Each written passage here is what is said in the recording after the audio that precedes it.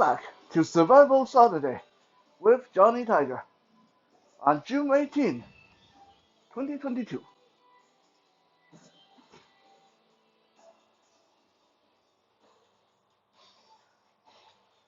I often tell people that one of the chief benefits of learning self-defense and martial art, especially for someone with a disability, it's not uh, how badass you get, how many people you can beat, how many asses you can kick. Those are what I would call more the fringe benefit of learning martial art or self-defense. Preferably, you don't even get to that part. Now, the real benefit, one of the biggest, is protecting yourself from the other kind of stuff that can happen to you on a daily basis. For example, when you're falling down. Now, maybe it's we're getting old, or maybe sometimes it's winter time and it's slippery outside. Or maybe you're blind as a bat like me and you can't see where you're going, and sometimes you trip over things. Okay? In any case, many of us have fallen before. And many of us will fall again and again. So it is much more practical to learn how to defend yourself against falling down than to defend yourself against someone holding a gun to your head, demanding for your money, or someone who's throwing a punch at your face. Because honestly, the amount of time you're going to fall in your lifetime is going to be a lot more than something like that happening to you, unless you just happen to live a very strange kind of lifestyle, in which case I think a lifestyle change is in order. So it is in the spirit of that, I'm going to show you guys the basic principles of breaking fall. So next time you fall down, hopefully you will break your fall rather than breaking your bones. Keep in mind, break fall is like one of those many martial art moves that it's not good enough to just have the knowledge. After watching the video, you might want to practice this often. Maybe a couple of minutes a day, maybe a couple of minutes every 2 days, maybe 10 minutes every 3 days. You need to practice this stuff regularly, because when you're actually falling, your body needs to have this ingrained into your muscle so that your body knows what to do, rather than your head, your brain have to say, oh, I remember this, I'm falling down. Where should I put my hand? Well, by then it's too late. Okay? So practice, please.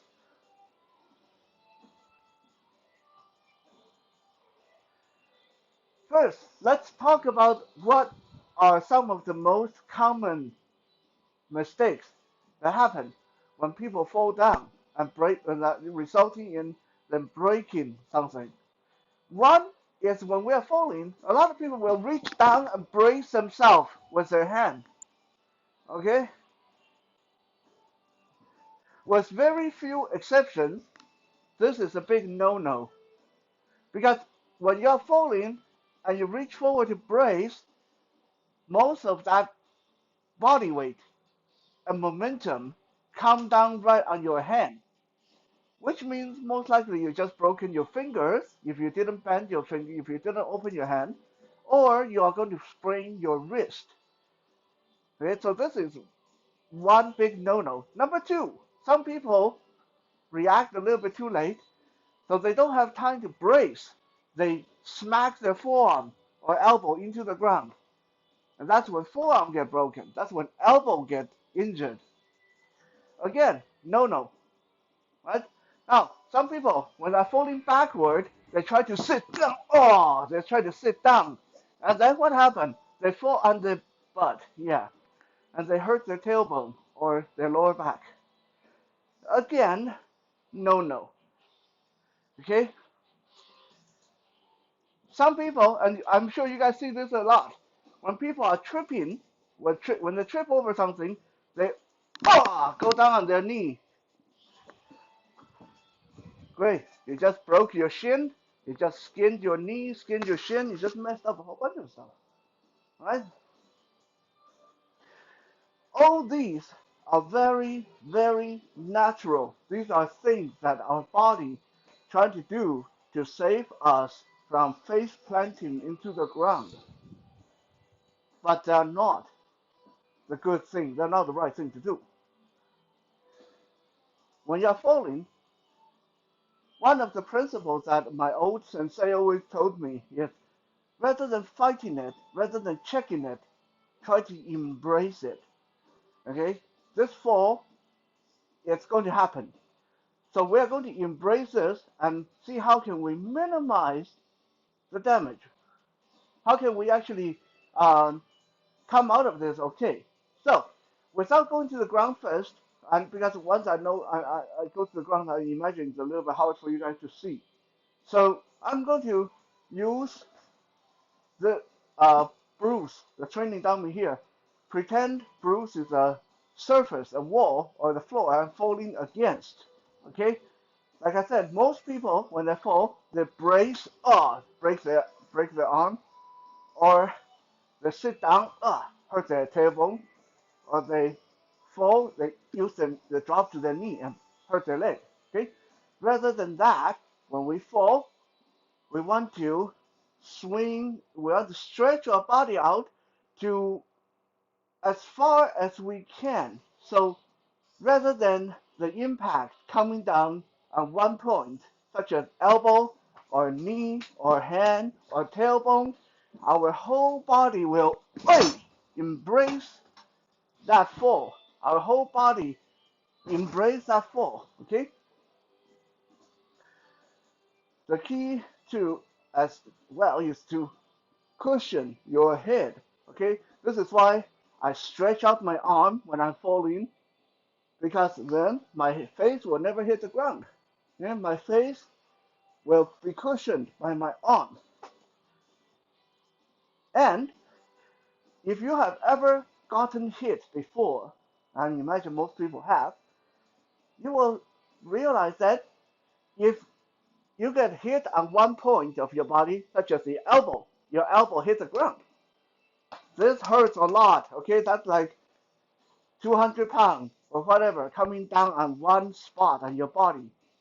But if we spread this impact out to our whole body, meeting the ground, then each part of your body only take on so much pressure. You drastically reduce the chance of you breaking something. Okay? So rather than clenching up and trying to meet the ground with your hand or elbow, we are going to reach out. Oi! Yeah, doesn't hurt at all. Yeah. So when I fall, I'm reaching out, forming an arch with my body. So the first point of contact, I come down to the ground, is anywhere from my fingertips down to my armpit. So my entire arm hits the ground, and then the rest of my body follow.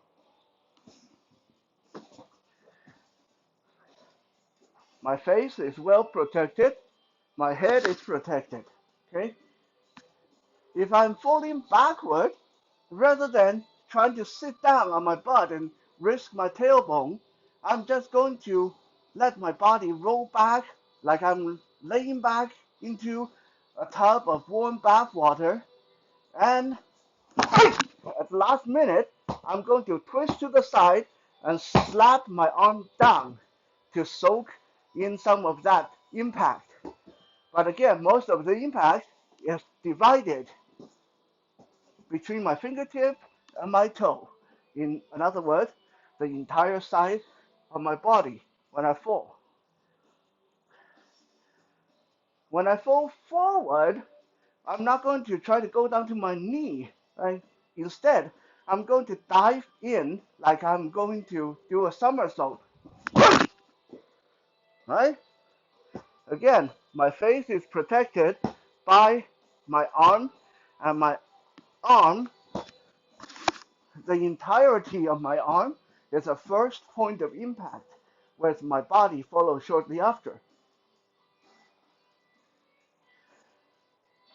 Now, when you first start to practice, if this is totally new for you, then don't do the fall yet.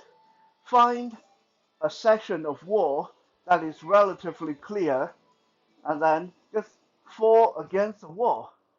Fall against the wall and see if you can make that lesson impact happen. And we just dropped the speaker. Ah, right? And then once you are comfortable doing this on the wall, then we're going to add gravity to the equation. But we are not going to start from standing. Instead, we're going to get down on our knee. We're going to fall sideways, backward, forward from our knee, from kneeling position. This way, even if you mess up, you're not going to break something. Okay? So from our knee, I'm going to start falling to the side, and getting to the breakfall position, slapping my arm against the ground, my body follow. From my knee, I'm going to fall back and get my arm in position.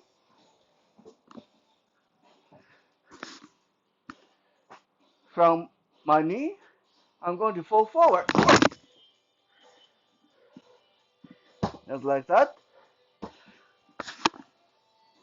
Now, some people may say, okay, when you're falling forward, how come you have one arm stretched and the other arm by your chest like this?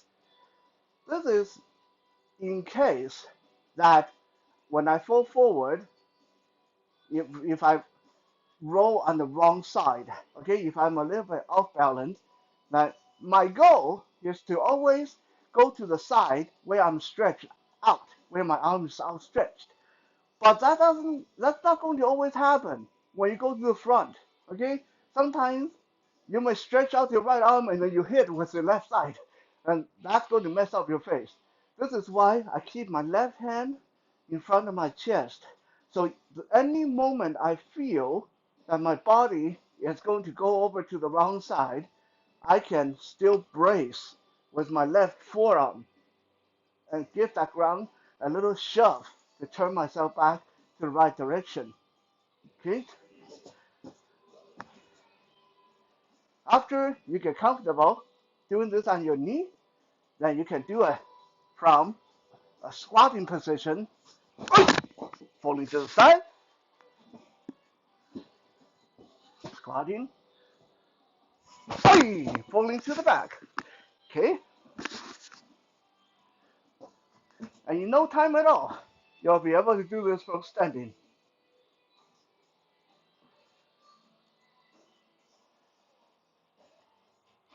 Oh yeah, might be a good idea to practice this on the yoga mat in the beginning. It is perfectly doable on carpet or hardwood floor, but maybe a lot more comfortable if you get a yoga mat in the first place. Thank you for checking out today's Survival Saturday. We'll be back again tomorrow for some Soul Searching Sunday. For now, have a good rest of the day and happy Father's Day to all the fathers out there.